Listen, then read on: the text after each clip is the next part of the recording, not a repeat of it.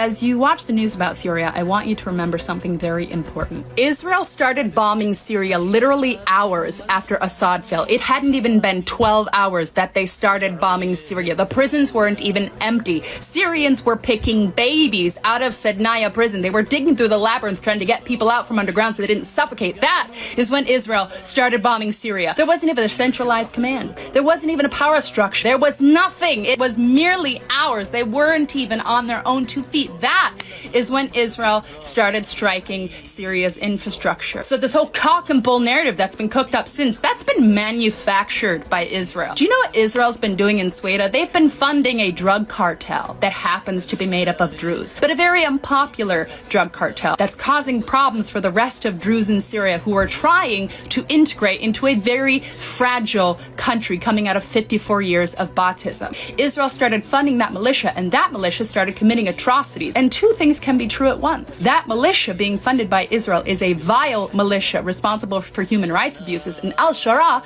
has done essentially nothing to expel sectarianism from the Syrian Arab army. Now twice with Alawites and now with Druze. But guess what, Israel? You're not the fucking mayor of the Middle East. Syria should be supported by the international community to hold human rights abusers within the Syrian government accountable.